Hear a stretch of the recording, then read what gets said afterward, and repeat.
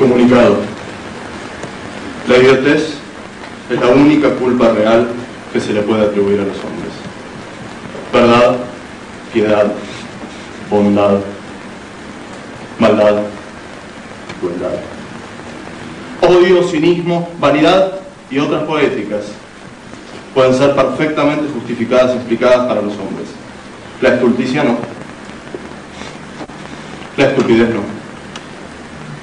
Ahí está la pureza de la idiotez. La dirección del grupo considera pertinente advertir a los cuerpos ocupantes de butacas ciertos usos y costumbres a tener en cuenta durante esta presentación. Ustedes no nos importan. No estamos realizando esta advertencia por consideración o por respeto. Quizás tenga que ver más bien con aquello que lastima, con la lástima. Aquello que nos lastima. El grupo experimental, de pensamiento experimental, Soy Cuyano, considera correcto, a efectos de esta presentación y funcional a sus propósitos, que se observen las reglas que se expondrán a continuación para así poder permanecer en la sala, sin alterar el delicado orden según el cual se van a suceder todos los acontecimientos. Por ello, y de acuerdo al inmediatamente expresado, se deberá tener en cuenta que, número 1, está absolutamente prohibido pensar. Cualquier actividad mental que exceda los límites del automatismo y o de la repetición autista no será admitida y será castigada en acto y forma inmediata. Se tendrá en consideración por aquellos espectadores que desarrollen impulsos corticales mínimos, pero se recuerda que estos no deberán ser exteriorizados en ningún momento delante del show. Número 2. No aplauda. Conténgase. Al batir sus manos unas con otras en un acto repetitivo y monótono, solo está procesando la angustia que le provoca la incomprensión. No lo haga aquí, por favor. En el baño va a encontrar un botiquín lleno de frascos con pastillitas rojas y azules. Ahí sí puede ser creativo. Combine los colores y cambie su ansiedad. Número 3. Toda risa es histérica. Todo movimiento, incómodo. Toda simpatía, condescendiente. Usted compone sin saberlo una geometría. Como usted no sabe nada, entonces no haga nada. Número 4. Está absolutamente prohibido tomar nota, grabar, fotografiar, filmar o memorizar cualquier parte de esta presentación. Sin embargo, al corporizar su presencia aquí, autoriza de facto que lo marquemos, lo grabemos, lo fotografiemos, lo filmemos. No se preocupe, ya sabemos de antemano todo lo que necesitamos saber de ustedes. Para eso están acá. Para eso estamos acá. Número 5. Cualquier referencia, interpretación, crítica, duda, disquisición, confusión y o comprensión, enojo, certeza, pronóstico, precisión o conocimiento que aquí se pudiera generar es solo una ilusión y va a ser producto del no cumplimiento de la primera regla. Usted está pensando y ha sido advertido de ello. Soy Cuyano se excusa con esta aclaratoria a viva voz comunicada y se hace cargo de absolutamente nada. Muchas gracias por su atención. Esto es una clase.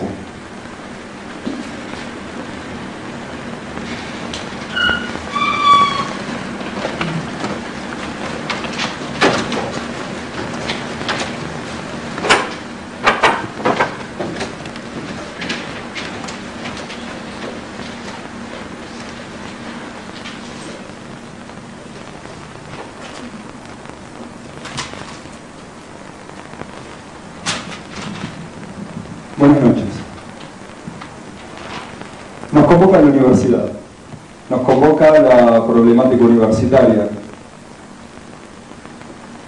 Vamos aquí a exponer aquello que nos convoca, tomando como premisa una asunción.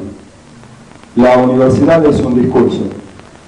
La universidad sucede en el lenguaje. Tomado como punto de partida esta asunción y considerando que no podemos dejar de lado a la hora de preguntarnos por esto que llamamos la universidad, dejar de lado todo aquel cúmulo de conocimientos que nos ha dado la lingüística moderna, analizaremos a la universidad desde su partícula mínima en el lenguaje, que es la proposición. Pensando ayer en esto, mientras me informaban que tenía que dar esta clase, consulté en mi extensa biblioteca. Ustedes saben, los profesores preparan, ordenan sus discursos para mejor presentarlos a los alumnos, y creí apropiado traerles aquí ciertos fragmentos de la obra Radiografías de la Luz del filósofo uruguayo Horacio M. Andrade, que creí absolutamente pertinentes como punto de partida. Dice Andrade: aquello que llamamos conocimiento es solo una falsa puntuación practicada con hábil ceguera sobre un río de lava. Esa ceguera es nuestro amor y nuestra soberbia. Ser generoso es diluirse. Más adelante, manteniendo quizás este tono que ustedes entenderán como enigmático, sostiene: hablar es un modo más del autómata. La lengua nos usa, nos concede su falta de concesión. Yo seleccioné estos dos fragmentos y creí pertinente referirme a lo que la semiología llama como los niveles de la designación, la manifestación y la significación en el ámbito del lenguaje. Para ello, tomaremos una proposición como ejemplo. Incluso daré tres ejemplos, para que cada uno, a la hora de seguir este razonamiento, seleccione la proposición que más crea conveniente para verificar mis dichos. La primera de ellas es: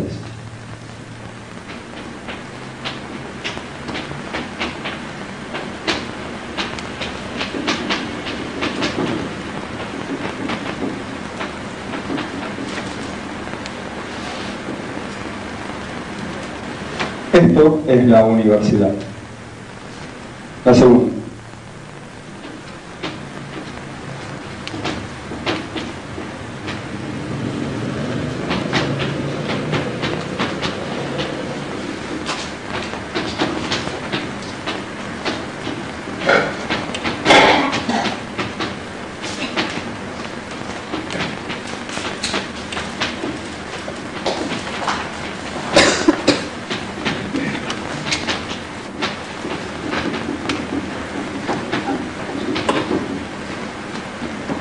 tomemos como segundo ejemplo de proposición: la señora estaba ensangrentada. Y como tercero, el pizarrón es verde. Según los análisis de la lingüística moderna, podemos distinguir tres planos en cada una de estas proposiciones. El primero es conocido como designación. Evidentemente, toda proposición designa un determinado estado de cosas, ¿sí? Cada uno podrá reconocer en la proposición el estado de cosas que designa. Y esto es muy importante porque este reconocimiento nos muestra que la designación opera a través de una imagen. Esto es, la universidad crea una imagen en cualquiera de ustedes inmediatamente. Le hace un aula, le hace un pasillo, un edificio, un examen, ¿sí? Piensen en aquellos estados de cosas que funcionan como designantes de la proposición: esto es la universidad.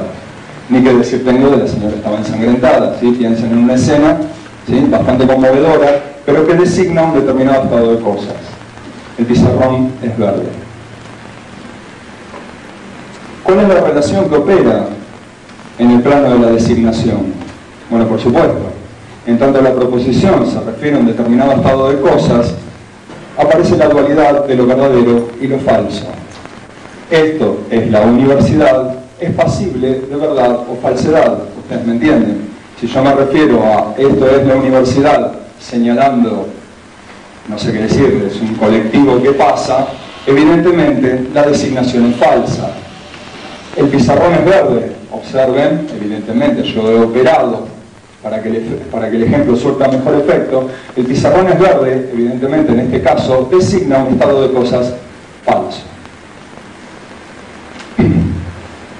Entonces, si no les molesta, borramos los ejemplos, ustedes ya los habrán anotado. Entonces, teníamos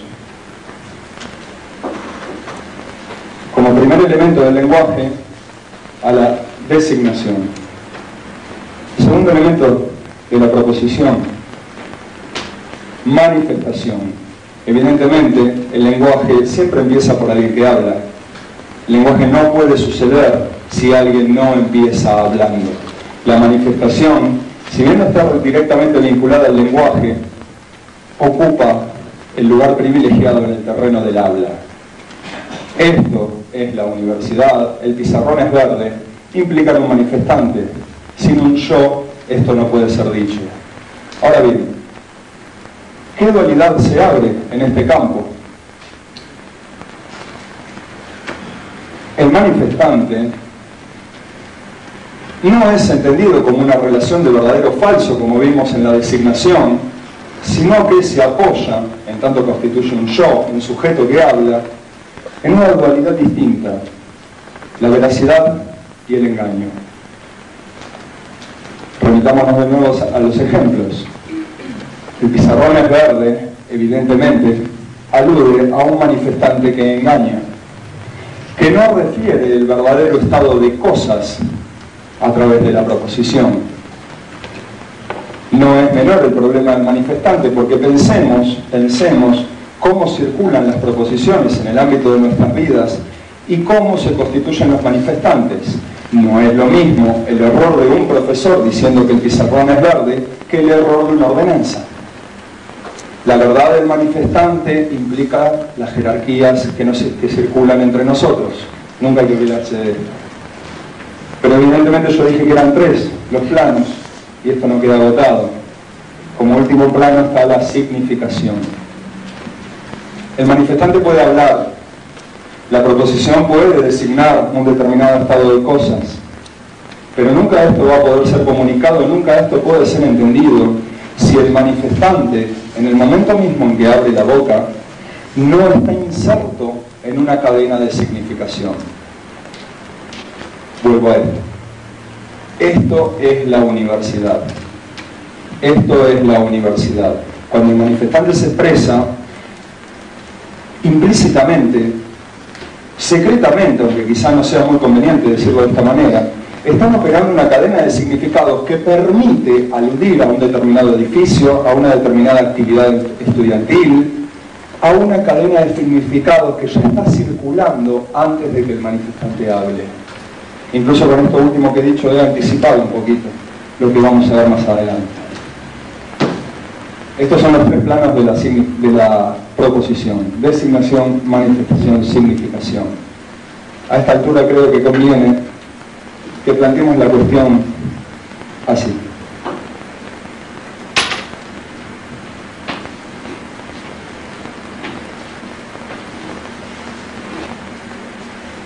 ¿Qué es primero? ¿Primero designamos? ¿Primero manifestamos? ¿O primero están los significados? Pensemos que la pregunta es importante. Decir que primero están los significados implica hablar de una cierta necesidad que nos compele a decir esto es la universidad en determinados momentos y no poder decir otra cosa, porque los significados ya están actuando. Entonces, ¿qué es primero? Decir que lo primero es la designación importaría decir que el lenguaje es un mero instrumento operativo entre esos estados de cosas que designa la señora bañada en sangre. Retengan el ejemplo, sé que es fuerte, pero es muy gráfico. La señora bañada en sangre designa un estado de cosas. ¿Pero qué pasa? Habíamos dicho que en el nivel del manifestante, sin un yo que habla, el lenguaje nunca empieza. Por lo tanto, parece ser que la cuestión no principia en la designación. La designación ya implica un yo que se manifiesta. Por lo tanto, parece que la designación no es lo primero. rápidamente tendemos a pensar que lo primero es el manifestante. Es cierto que sin el manifestante, que sin ese yo, ¿sí? Entiendan la noción de yo desde un punto de vista conceptual, no pongan nombres a ello todavía. Sin un yo no podría haber designación. Pero ya habíamos anticipado un problema respecto al manifestante. Sin la cadena de significaciones operando previamente, prestando significado a aquello que decimos, el manifestante no puede hablar. Si no hay mundo, el manifestante no puede hablar. Si no hay Dios, el manifestante no puede hacer teología.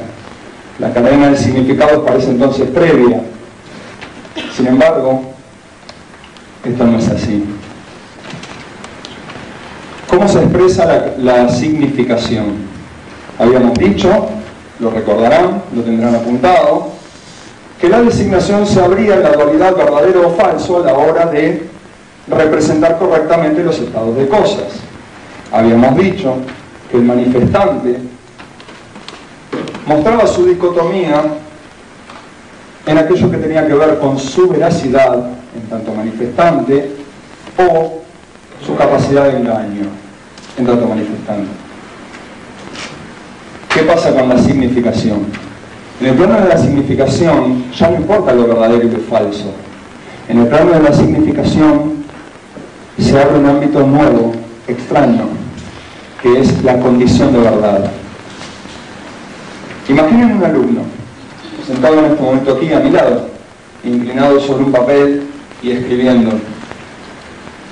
Yo lo miro y afirmo, esto es la universidad. Piensen en esa cadena de significados. Hay una condición de verdad, hay una postura, hay un juego de papeles, hay una forma, hay un banco que sostiene al alumno, que trabaja implícitamente prestando significado a aquello que estoy diciendo. Entonces es posible, es verosímil, la noción de verosímil obedece también a la significación, es verosímil que eso sea la universidad. ¿Cuál es el otro polo de esta dualidad?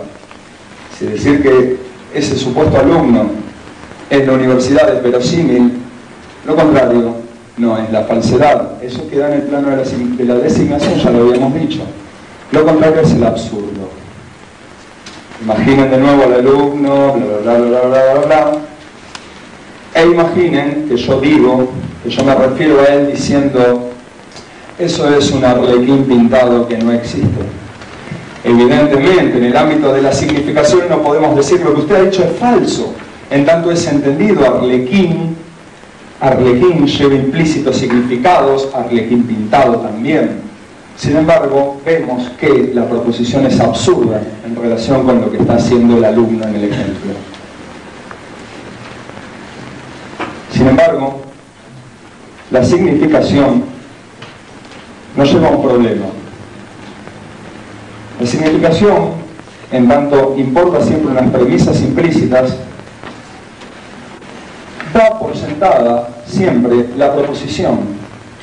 Pero ¿qué pasa cuando esta proposición es incluida en la premisas?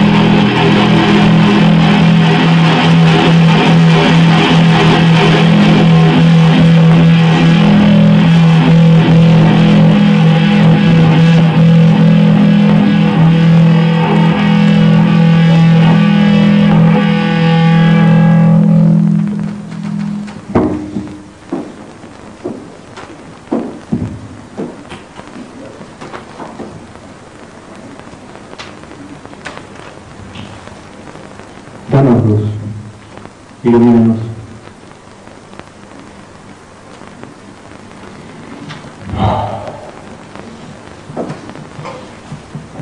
Impresionante. Yo no sé qué está pasando. Esa es mi pregunta. ¿Qué está pasando acá?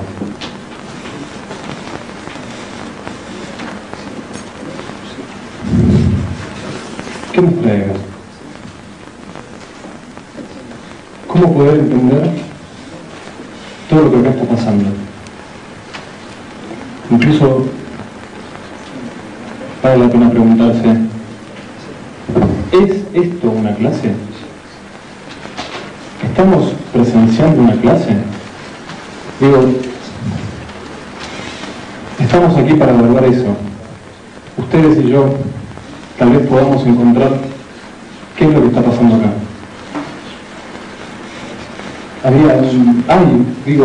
Se ve algo y de repente animalidad.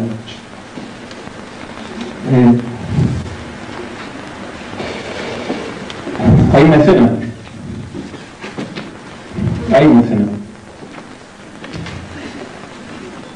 Un pizarrón. Hay un profesor. ¿Será un profesor? Tal vez lo encontremos. Esto lo haremos juntos. Estamos juntos acá para entender qué está pasando.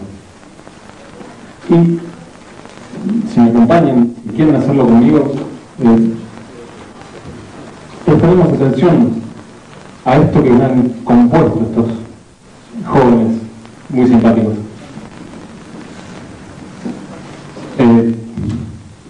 La música, músicos, el arte. Hay arte, tenemos arte. Tal vez sea la primera falta para entender qué es lo que está pasando. Son un canal que nos transmite cierta certeza, cierta verdad, cierto espíritu, cierta estética. En ese lugar, yo me recuerdo, digo, cuando estoy en soledad, pienso en mis espacios de momento de pensamiento y me encuentro con que Mozart, por ejemplo, me sirve mucho para pensar.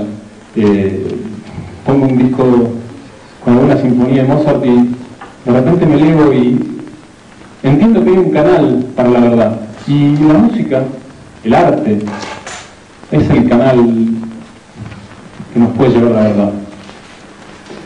Sin música, sin arte, no creo que consigamos entrar a la verdad. Tal vez estaremos en algo parecido, pero nunca en la verdad.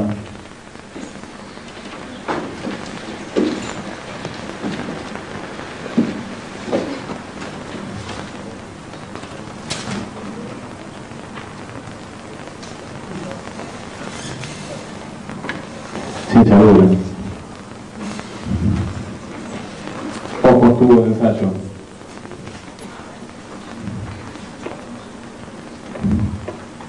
Hay profundidad. Música sola. No. Profundidad, ciencia dura.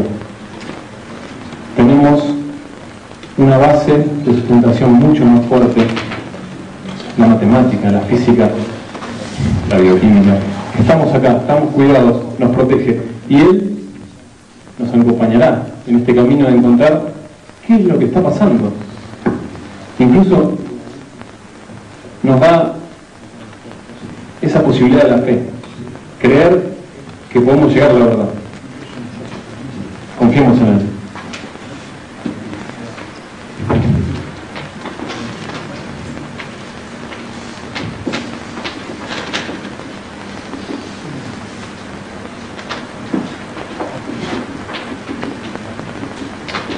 Ciencia blanda.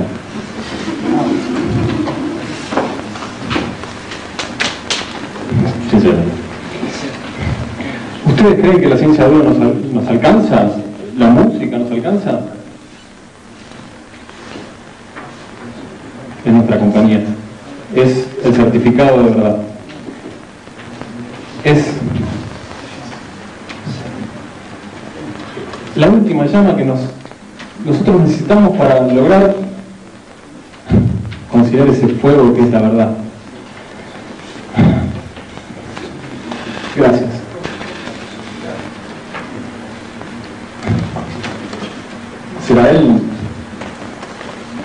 camino a la verdad? ¿Será esto lo que nos representa? ¿Nos representa? ¿Está dando una clase?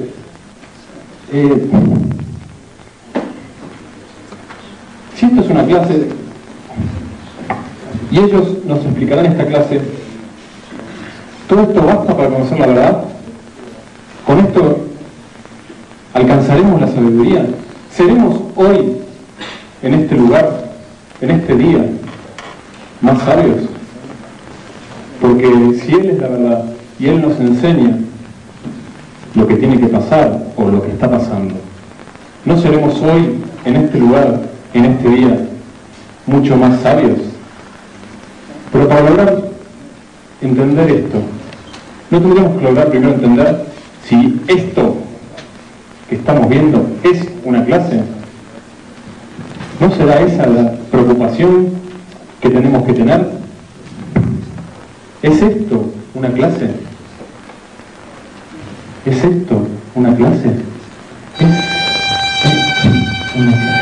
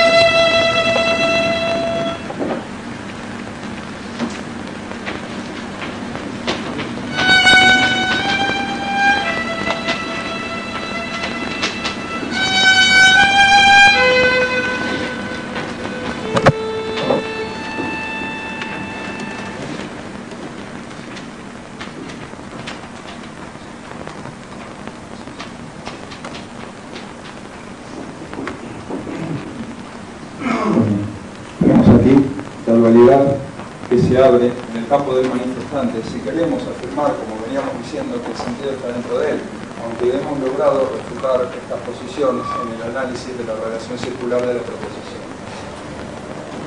¿Qué oculta el manifestante? Un sentido común, una facultad, un órgano. Todos ustedes han oído hablar del sentido común. Pues bien, el sentido común es asumido como una facultad del manifestante para diferenciar, para distinguir, para separar, para referirse a los estados de cosas mediante proposiciones. En este sentido común, los estados de cosas se nos escaparían, se nos irían de las manos. Pero si el sentido común es una facultad, ¿cómo seleccionar? ¿Cómo dividir? Pues bien, aparece ahí la noción del sentido. Esto claramente es una clase. Esto es una clase. No hay mucha duda. Pero estuve intentando anotar un poco para que ustedes se den cuenta. Hay una idea de transmisión de pensamiento. La clase está claramente representada en un ámbito sacado del tradicional en el cual una figura otorga cierto producto, podemos llamarlo, a otra figura. Claramente representada no es este caso. Esto es una clase porque está claramente presentada. No hay representación acá. Esto está ocurriendo, no es que va a ocurrir o ha ocurrido. No hay pasado en esta situación. Vamos a poder observar una clase de clase, una clase de tipo, un tipo típico de clase. Esto es una típica clase. Bueno, aquel que sabe claramente transmite, otorga su conocimiento a los que no lo poseen. Ustedes, no es una actuación. Recién cuando ustedes estaban ahí, él empezó a explicar, pasado el tedio, bueno, ustedes mañana van a poder acordarse perfectamente de lo que está ocurriendo acá. No se acordarse, ustedes han aprendido algo que no sabía, ahora lo saben. Ustedes son como una esponja que absorbe, ustedes son como un tonel que se llena. La transmisión de conocimiento, de saber, de verdad, es un acto penetrativo. Ocupa un lugar vacío y lo lleno. Ustedes son lo pasivo, él es lo activo, claramente, ¿no? Esto es una clase, aprendan, entiendan, aprovechen, han venido aquí a saber, a enterarse de algo que no sabían, que no podían saber, no había forma de que lo supieran, pobrecitos. Una clase es la dulzura de la entrega, yo les estoy dando algo a ustedes que ustedes antes no tenían. Es hermoso. Admirame, endiosame, yo te explico, yo te digo, yo te marco, yo hago que vos seas lo que yo quiero que vos seas. Estás atado al fondo de la caverna, fumame y te vas a elevar, vas a ascender, vas a salir de la caverna. Antes estás encadenado de pies y manos mirando lo que las sombras son lo que vos tenías por cierto. En realidad, cuando logro sacarte el conocimiento, el camino de ascenso, es la pedida, logras sacarte, vos salís y conoces el sol. El sol te llena. ¿Sabes? Eso es saber. Después quedás muy bien sabiendo. Hace bien saber. Mirá, ese es el sol. Mirá, ese eras vos. Volvé. No seas más vos. Sé algo parecido al sol. Dejate iluminar. Esto claramente es una clase. No hay ninguna duda que esto es una clase. Esto es la universidad. Si ustedes escuchan esa proposición ante el hombre que lee en su casa, ustedes van a desconfiar plenamente del buen sentido de la proposición. Por lo tanto, el buen sentido opera como administrador, opera como seleccionador de los sentidos correctos. De esta manera entra en relación con el sentido común. De esta manera podemos entender el sentido común como facultad de ¿qué? De administrar la veracidad de los sentidos. Decir, esto es una señora bañada en sangre cuando vimos que tropezó y cayó sobre un montón de tomates, ¿sí? Disculpen el ejemplo, sé que es banal, pero una señora que cayó y resbaló de esa manera, no podemos decir que refiere a un buen sentido de la proposición que la designa como bañada en sangre. Evidentemente hay un error, y de esto se encargó el buen sentido. ¿Para qué? ¿Para qué? Porque el buen sentido es padre de las finalidades. Para que no tengamos que temer, o para que limitemos la posibilidad de nuestro temor. Si a mí me dicen, dirijámonos hacia un lugar donde habrá un pizarrón verde y allí daremos una clase, evidentemente estar ante la presencia, llegado al lugar de un pizarrón negro, induce el error, induce el engaño, afecta la previsibilidad de la proposición. Yo llego y no es lo que encuentro. Por eso, si bien podemos afirmar que los sentidos en las proposiciones son múltiples, algún arriesgado puede llegar a decir infinitos, por supuesto, vemos que la necesidad del buen sentido en relación con ese sentido común que todos portamos, deviene indispensable para entendernos, para comunicarnos, para aceptar aquello que estamos escuchando y poder anticiparlo a la hora de encarar eso. Voy a ir a la facultad a estudiar ciencias políticas. Pienso en todo el buen sentido que se haya oculto en esa proposición, donde uno ya tiene una expectativa de materias, una expectativa de contenidos, una expectativa de significados, una expectativa de entendimiento y de futuro. Todo eso provee el buen sentido. Sin embargo, el buen sentido no es el sentido, es la administración de los sentidos. Esto ya lo vimos cuando refutamos la posibilidad de la existencia del sentido en cualquiera de estos planos, hace unos instantes, espero que no lo hayan olvidado. Sin embargo, disculpen que borro. Sigue quedándonos nuestro manifestante, sigue quedándonos esta posibilidad que aquí intentaremos refutar.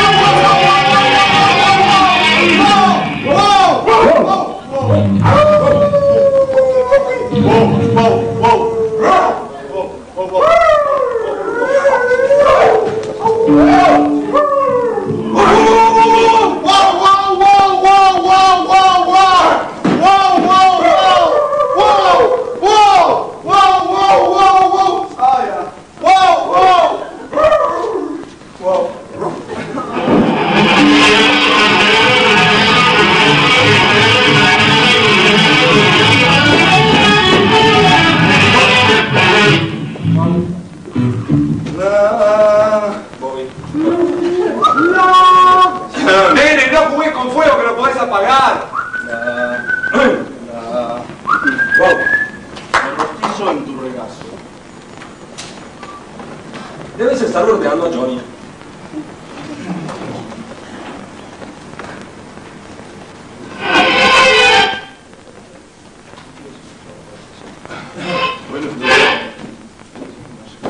Si no escucha nada. No te oigo.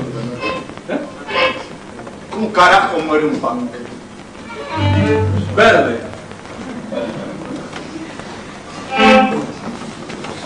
Sócrates es un violín.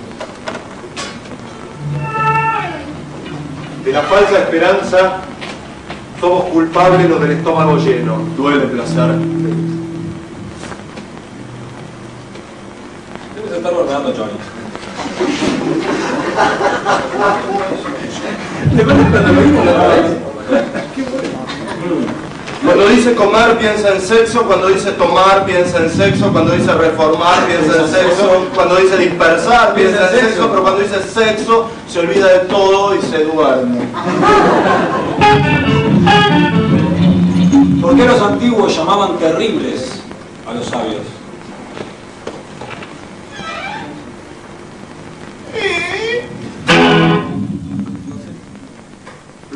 Fluye el río y cambia todo el tiempo. Nunca es el de antes. Hay un tipo bañándose y sigue igual de sucio. La siesta es la plasmación popular y contundente de eso que Heidegger y otros señores de barba han esbozado a lo largo de varios tomos de balbuceos difíciles de vender. Para hidratar una crema no hay que agregarle agua. A se despertó y se fue. B pasó un rato. C consiguió el premio del día a la noche. Breve historia de un día con eso. El federalismo es el arte de expandir la unidad.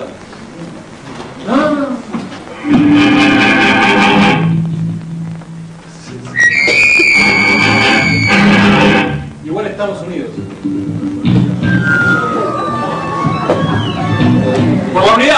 Vamos, hoy estoy somatizando alegría. Me puse de novia a los 25, me casé a los 27 y me sobró tiempo. No te entendí. La parte del tiempo. ¿Cómo es el tiempo? ¿Alguien vio tiempo? Un minuto. Un minuto.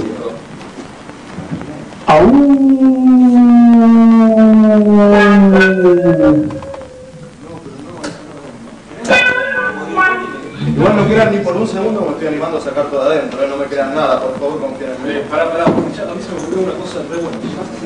Ah, yo también quiero. Wow.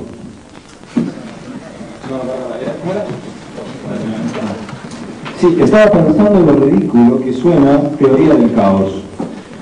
Hay algunas iglesias en donde no hablan con Dios, pero parece ser que se mailean bastante. Modigliani, poné cara de algo, por favor. Se viene la molotov de peluche. Yo entiendo lo que eres en el mundo, pero pasaron como al revés. Por favor, el número de actividad. Dejo el número de celular, por favor. Tremenda capacidad de cambio. Ya el bien no es entendido como derivación de la ley, como principio trascendente al que hay que referirse. La única falta de educación es la ingenuidad.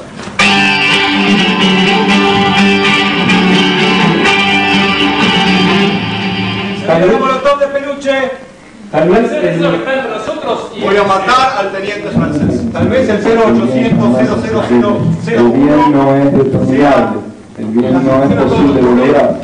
¡Un ADES gratuito! Yo estoy buscando el tipo que dice que el ser es encontrable. El poder es poder, no jodas. Y a ver quién se anima a ponerse el saco de Tritón. ¿Cómo puede ser que te alborocen mis neurosis? ¿Sabes lo que me duelen a mí?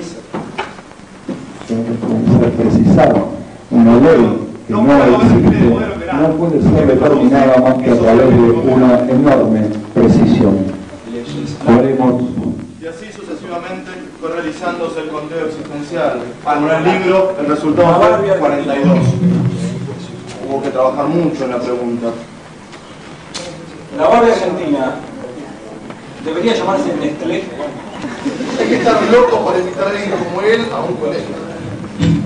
Loco. Loco para darle Comida plata en a él. Alemania en el siglo XIX. Esperemos que no estén cansados a esta altura. Dejamos el tema de Kant para más tarde. ¡Asustate, Joe!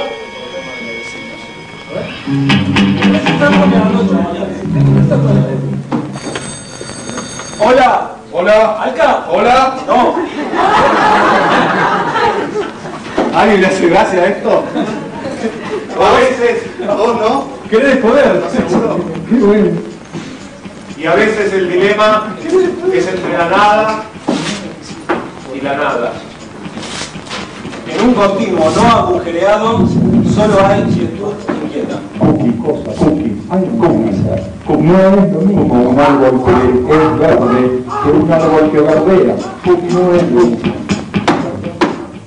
Quien asiste a un espectáculo recibe fuerza. ¡La clase, carajo!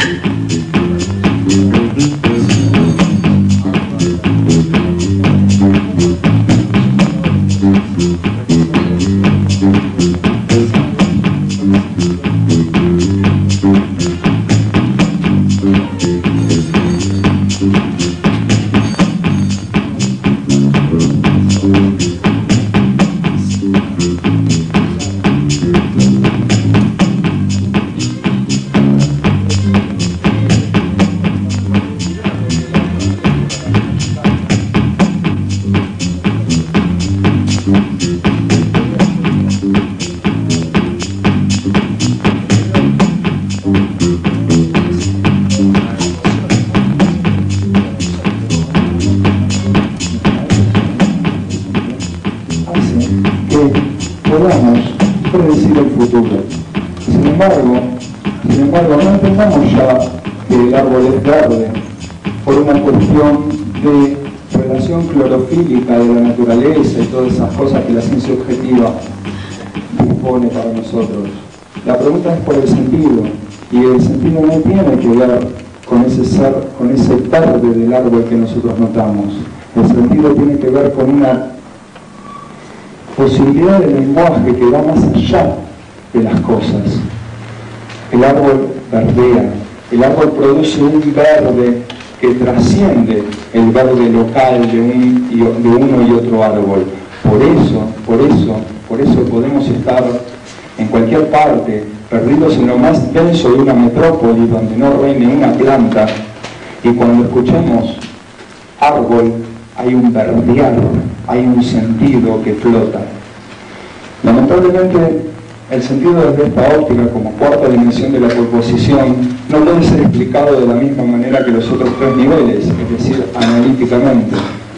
El sentido es una vibración, es una abstracción que se expresa.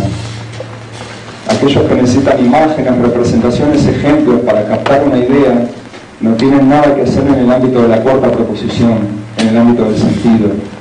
Por eso decimos que el sentido se expresa como verbo. Juan vive, pero el vivir de Juan es esa expresión del sentido que no existe y que a la vez existe, y que permite de esta manera la existencia de Juan. Yo sé que a esta altura tienen que haber entendido el lenguaje de estas paradojas como para que yo pueda expresar estas dualidades sin entrar en contradicción. ¿No es cierto? Digo de nuevo, el árbol es verde, claramente es verde en tanto decimos un estado de cosas, pero ¿qué pasa con aquello que vuelve verde al árbol? Conocemos la escena, hay hombres reunidos y alguien que les narra un relato. No se sabe aún si estos hombres reunidos forman una asamblea, si son una horda o una tribu, pero nosotros les llamamos hermanos, porque están reunidos y porque escuchan el mismo relato. No se sabe aún si el que narra es uno de ellos o si es un extranjero. Decimos que es uno de ellos, pero diferente a ellos, porque tiene el don, o simplemente el derecho, a menos que sea el deber, de relatar. Ellos no estaban reunidos antes del relato. Es la narración del relato la que los reúne. Antes estaban dispersos. Es al menos lo que cuenta algunas veces el relato, codeándose, cooperando o enfrentándose sin reconocerse. Pero uno de ellos se inmovilizó un día, o tal vez vino de improviso, como regresando de una prolongada ausencia, de un exilio misterioso. Se inmovilizó en un lugar singular, aparte pero a la vista de los demás, en un cerro o un árbol hendido por el rayo, y emprendió el relato que reunía a los otros. El narrador habla, recita, canta a veces o interpreta. Es su propio héroe y ellos son por turno los héroes del relato y quienes tienen el derecho de escucharlo y el deber de enseñarlo. Por primera vez en esta habla del narrador, su lengua no sirve nada más que para la disposición y la presentación del relato. Ya no es la lengua de sus intercambios, sino la de su reunión. La lengua sagrada de una fundación y de un juramento. El narrador les reparte esta lengua. El relato a menudo parece confuso, no es siempre coherente, habla de poderes extraños, de metamorfosis múltiples, es también cruel, salvaje, despiadado, pero a veces hace reír. Nombra nombres desconocidos, seres nunca vistos, pero aquellos que están reunidos lo comprenden todo, escuchando se comprenden ellos mismos y el mundo, y comprenden por qué tenían que reunirse y por qué esto tenía que serles contado. Conocemos bien esta escena, más de un narrador nos las ha contado después de habernos reunido en fraternidades eruditas destinadas a saber lo que fueron nuestros orígenes. Nuestras sociedades, nos han dicho, provienen de estas mismas asambleas y nuestras creencias, nuestros saberes, nuestros discursos y nuestros poemas provienen de estos relatos. Llamaron a estos relatos mitos. La escena que conocemos bien es la escena del mito, la escena de su invención, de su narración y de su transmisión. No es una escena entre otras, es tal vez la escena esencial de toda escena, de toda escenografía o de todo escenario. Es tal vez sobre esta escena donde nos representamos todos o donde hacemos aparecer todas nuestras representaciones. no tenemos ya nada que hacer con el mito. Estaría tentado de decir, dos puntos, ni siquiera tenemos ya el derecho de hablar de él, de interesarnos por él. La idea misma del mito resume tal vez ella sola lo que se podría denominar unas veces toda la alucinación, otras toda la impostura de la conciencia de sí de un mundo moderno extenuado en la representación fabulosa de su propio poder. La idea del mito concentra tal vez ella sola toda la pretensión de Occidente de apropiarse de su propio origen o de robarle su secreto, para poder identificarse al fin, absolutamente, en torno a su propia preferencia y a su propio nacimiento. La idea del mito presenta tal vez ella sola la idea misma de Occidente, en su representación y en su pulsión permanente de un regreso a sus propias fuentes para reengendrarse en ellas como el destino mismo de la humanidad. En este sentido, lo repito, no tenemos ya nada que hacer con el mito. Hay que intentar avanzar hasta los confines de este extremo. Hay que tratar de percibir a partir de ahora esta interrupción del mito. Una vez que se ha tocado el extremo llegador, Blut und Boden, Nacht und Nebel, del mito puesto en obra, ya no queda más que esto, dirigirse a la interrupción del mito.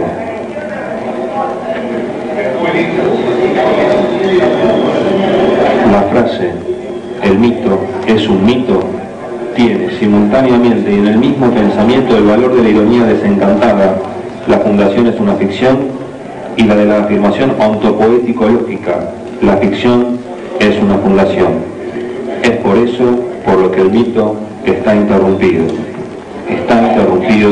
por su mito.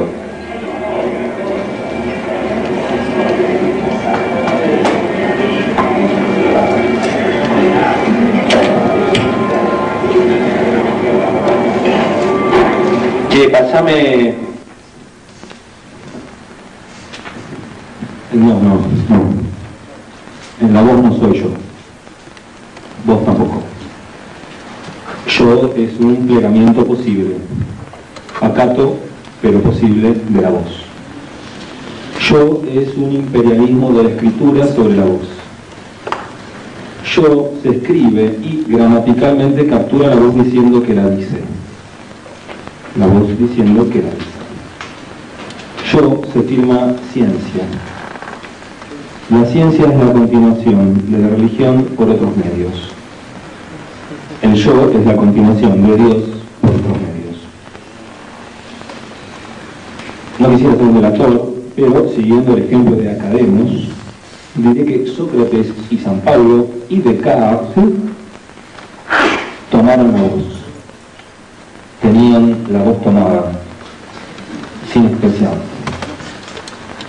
Yo no digo, no puede decir, esto no es una clase. No habría tiempo para que él, yo, lo dijera. Por esa fisura, por esa disyunción del tiempo cronológico pasa el aión, el acontecimiento de una voz liberada del yugo de su libertad de expresión. Esto no es una clase, esto no es un teatro. Esto no es una clase de teatro, esto no es el teatro de una clase. Puro teatro, entonces, pura clase. Condado. Dos puntos. Afectación del cuerpo por unas fuerzas. Composición y descomposición. Sin nada que explicar, sin nada que entender. Disculpen mi absoluta libertad. Vibraba la voz de esa intensidad que gustamos llamar Antonin Artaud. Artaud, siempre tan lindo de pronunciar, siempre tan amable. Artaud, siempre tan cruel. Amamos la crueldad. Dice una voz y yo no entiendo nada. Yo es un tipo de crueldad que no puede amar la crueldad, la vida. La crueldad del yo no es amable, no ama la vida, no ama la intensidad que gustamos llamar acto, siempre tan amable, precavido, el arte de las dosis, para que yo no se asuste y desate su crueldad correctiva, cristiana, moral, racional, científica, tristes.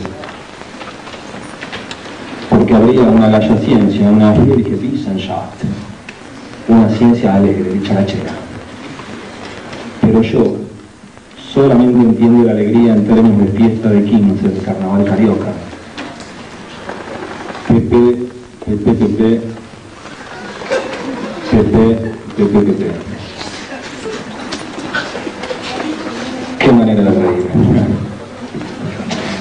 Como si hubiera algo que no fuese gracioso, el yo se ríe sin gracia y dan ganas de llorar. Pero no es necesario. La voz se toma cuando llora y casi nunca descarga al llorar lo que la toma. La voz se ríe cuando descarga, pero luego ya nada perturba su imperturbabilidad. La voz deja de verse ahí cuando cesa en su pretensión de hacernos ver. Y entonces miramos.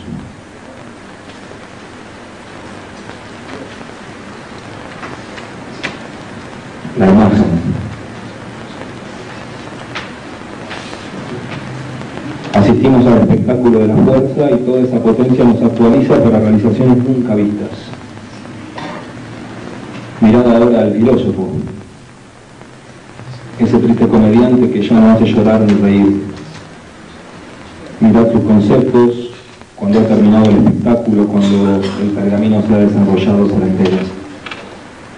Mirad cómo el titiritero ordena, inertes y desmayados, las marionetas de su juego, cómo recoge sus hilos enredados.